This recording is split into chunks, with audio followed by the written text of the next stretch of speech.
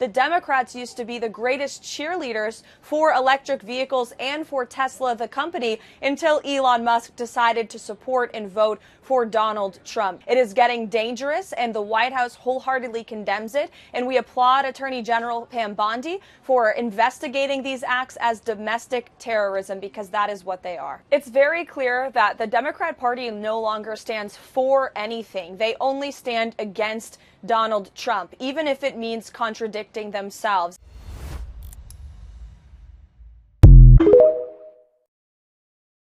You right now should come out and be like, you know what? The young man who's about to win the state championship in the long jump in female sports, right. that shouldn't happen. You as the governor should step out say no. No, and I appreciate but like, would you do something like that? Would you say no men in female sports? Well, I think it's an issue of fairness. I completely agree with you on that.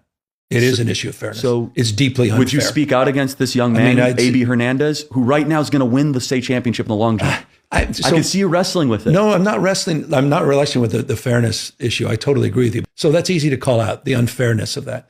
There's also a humility and a grace, that these poor people are more likely to commit suicide, have anxiety and depression.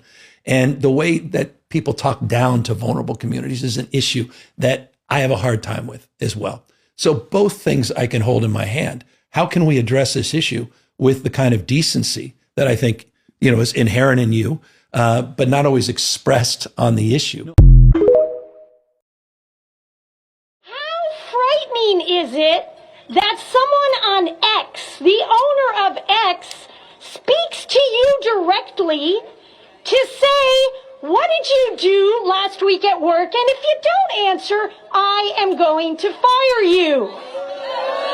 But even more egregious, the president comes out, the most powerful person in the land, and endorses that message. All of you know I love to bring the receipts. Oh, I love this one. $57,000 for climate change in Sri Lanka. What is this doing to continue the interests of the American people? Absolutely nothing. Doge and OMB also found that there was about to be 50 million taxpayer dollars that went out the door to fund condoms in Gaza. That is a preposterous waste of taxpayer money. So that's what this pause is focused on, being good stewards of tax. Why do you, as like a professional pundit, think it's fair to come to college campuses and debate like college freshmen? Like, doesn't that seem like kind of unfair to you? Well, hold on. I mean, let's stop talking down to college kids. I'm talking to voters, right? This audience will determine the future of America. Well, yeah, okay. And as you could see with my first dialogue, I'm not here to be adversarial. We disagreed. I let him have his points in. And as far as the fair standpoint, I have no notes. You can go bring a professor. Why don't you go bring a professor and bring him up to the mic? Okay, well, okay. Why don't you go find 5 professors that have PhDs? I didn't go to college. That's a fair fight, right? By the way, you guys are in college. I graduated high school. I'm not sure what your point is here. This is a free speech event. You could bring whoever you want. And also, you don't have to come up to the mic. But last thing I'll say is this, don't think so low of college kids. You might, I don't. This audience will determine the future of Western civilization. And this audience might be drafted into a world war. This audience is being used as pawns by people like John Tester and Kamala Harris to put their radical agenda. It's time that we start talking to the next generation, not talking down to the next generation. And that's what we're doing. So my real thing is, how is Doge not a pyramid scheme when it's essentially being a department that is being hiring federal workers to take money away from other federal workers, which is thus creating a strain on the Social Security? You do know the workers for Doge are working for free, right? No, they're not. Yeah, they are. Okay. They're all volunteers. Okay. Valid. All right. And do you know about the Doge dividend? Yeah. You can tell the crowd though. You're more welcome. Tell me about the Doge dividend. I'm waiting for you to finish your part, sir. So for example, when we say $40 million on improving the social and economic inclusion of sedentary migrants, $520 million on ESG consulting, $47 million on learning outcomes in Asia. President Trump's plan is to send every single person in this audience a $5,000 check. Get the money back in your pocket. Yeah, that's a bunch of hoopla. Well, that's the plan. We'll see. You see, the money is actually not a pyramid scheme. It's the largest and most ambitious taxpayer refund plan in the history of the country. Do you think there are in America every year? What do you think? I go 20,000. Yeah, about 1 million. Right. 1 million abortions. How many people are currently on the adoption waiting list in America?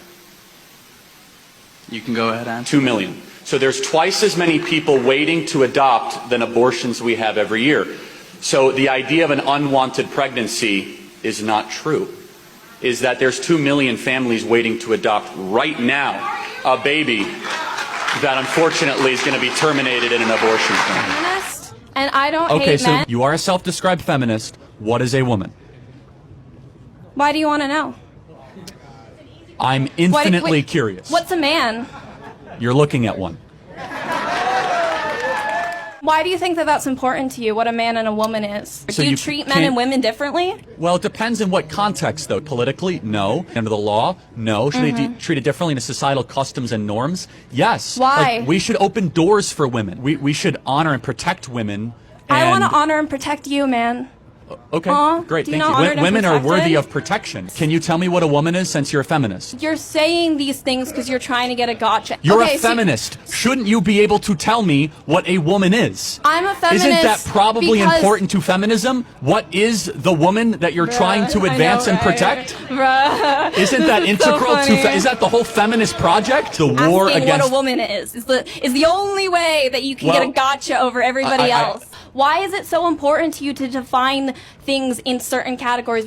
How does that help your day-to-day life? Like What other categories in the human species are there besides male and female? Well, I just think that categorization is usually unhelpful when we're trying to improve society, right? I have XY chromosomes. Okay. Can I give birth? No, you can't.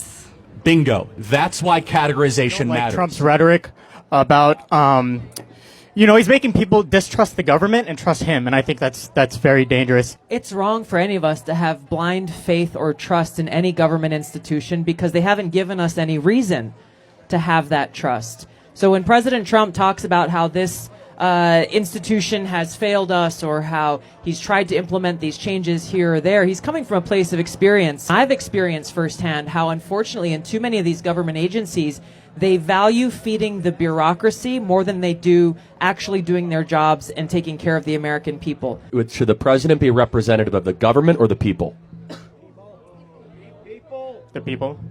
So if the government's corrupt and he's saying the government's corrupt, then he's doing his job, yeah? No. The people believe the government's corrupt. 80% of Americans don't trust the government. Well, he should be helping people trust the government again. Well, that's part of what he wants to do. We're in a unique time where we have this diseased government, and I use that word intentionally. Yes. You are able to ascend in government by lying, cheating, and stealing. And when Donald Trump, in his own unique way, I'll grant you that, is a messenger from the people to tell that diseased government, we don't trust you, and it's time that business changes and the people are back in charge. Though, Charlie, no BS, true story. Literally last night, trying to put my son to bed, he's like, "No, Dad, what time? What time's Charlie gonna be here? What time?" And I'm like, "Dude, you're in school tomorrow." He's 13. He's like, "No. This morning, wakes up at 6 something. He's like, I'm coming." I'm like, he literally would not leave the house. Did you let him take off school? No, he did. Of course not. He's not here for a good reason. But the point is you the canceled point. school for like 2 years. Once one day. The point is the point, which is you are making a damn You got an dent. anti-DEI shirt on, so this is about to get good. I personally believe in DEI. I think that actually helps with creating inclusivity within PWIs and predominantly white institutions. I would say DEI stands for didn't earn it, but that's a separate issue. Ooh, didn't earn it. You been working on that? Type shit. So yes, a lot of people think that. Yeah, so I don't know what DEI looks like on this campus. Type. Yeah, so I can't speak to that. Do you think people should be hired based on their race or their competency? I don't think that. I think they should be race. Which one? My fault. Yeah. Sorry. My fault. I think that they should be hired based off their competency, not their race. We totally agree, right? Okay. So what DEI does in practice, not in theory, is it focuses on race more than competency. And Okay. that is our concern. Okay. And so what I want, and you seem, very passionate about a lot of things, and you obviously have skills. For your life, I want you always to be judged on the content of your character, not the color of your skin. Where DEI says, no, we're actually going to care more about skin color than competency. And so what we want is an America based on merit, America based on how hard you work, an America based on what you bring to the table, not just what you look like. I just wanted to ask you, do you know what the difference is between a baby and a fetus? It's a great question. Can you define what fetus means? Or where it comes from, or what the root of that word is? My guess would probably be a human, basically some human cells that have begun to differentiate into what we would consider a human. It's further past a fertilized egg, but it's not a viable human being or a living human being. It's still attached to the mother's resources. So this is a really common question that we get on college campuses and online. The word fetus is Latin, and literally all that it means is small person, small human. So when we're talking about a fetus and we're talking about a baby, they are completely synonymous. They mean exactly the same thing. How can you come here and tell me there's no such thing as white privilege? There's no such thing as white privilege. Here we go. Who are they going to ask for their papers, me or you? I get asked for papers all the time No, when I you get don't. pulled over. Yeah, I can show you my pile of driver's Do you get asked to tickets. prove that you're a citizen of the United States? Do you really think that you're being pulled over just because of the color of your skin? Dude, it's happened many times. Hey, this is the problem. I'm just going to give you a piece of advice. You're looking at the world as a victim.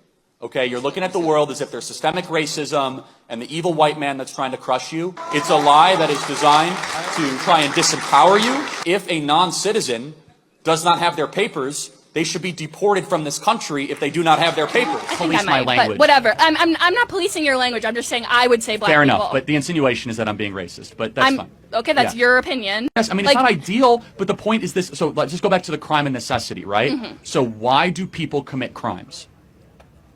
I'm not saying why all people commit crimes. I'm saying there are people who commit crimes because they have no other choice. So why is it that other people that are as poor as they are in separate racial groups don't commit crimes at the same rates? For example, blacks are 13% of the population and they commit over 50% of the crimes. Why is that?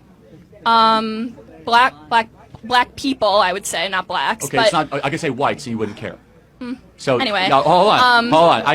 Right? I can say Hispanics. What's your name? None of your business, unfortunately, but... Okay, hello, nice to meet you, none of your business. Thank you, I appreciate it. So, do you love America? Yes, I do. I hate America.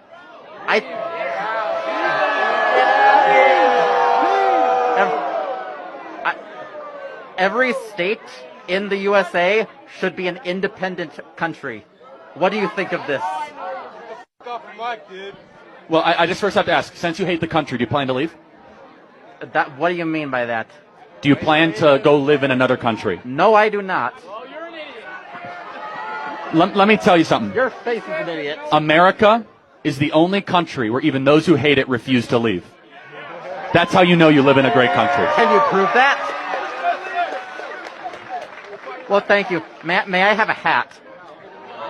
No. So let me ask you, none of your business. Who do you plan to vote for? I plan to vote for Kamala Harris. Why? I mean, you answered my question, so I'm done here. Like, there are people waiting. Can you tell me her greatest accomplishment? No, I can't.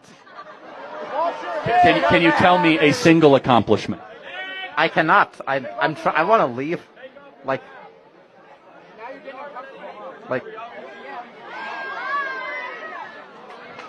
Oh yes, ma'am. I want to hear from you. So, can you say your name? Taylor. I don't want to put you on the spot if you're No, you uncomfortable. can't. I talk about it. So, have you had a child since? Can you talk about your story, please? No. So when I was 23, I got pregnant. Wasn't planned. And I decided I was going to do the right thing. Came from a Christian family. Abortion was always off the table. At 18 weeks, I found out that my amniotic sac tore and attached to my baby's spine. It was pulling her spine out and filling her brain with fluid. And the doctor said, there's no other option. This is what we have to do. So I did induce labor and I gave birth. That was the grounds. I said, I'm not doing this unless. So I wanted to hold her. I wanted to, yeah.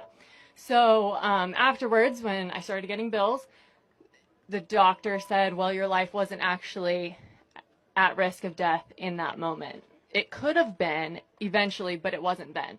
And so the pain that abortion caused me, I stayed in an abusive relationship for a year. I allowed a man to beat me because I felt so little about myself. I drank, I used drugs, and if it hadn't been for Jesus Christ, my Lord and Savior, I don't know where I would be. First of all, you are healed and forgiven, Yeah. and one day you'll meet that little one in heaven. Amen.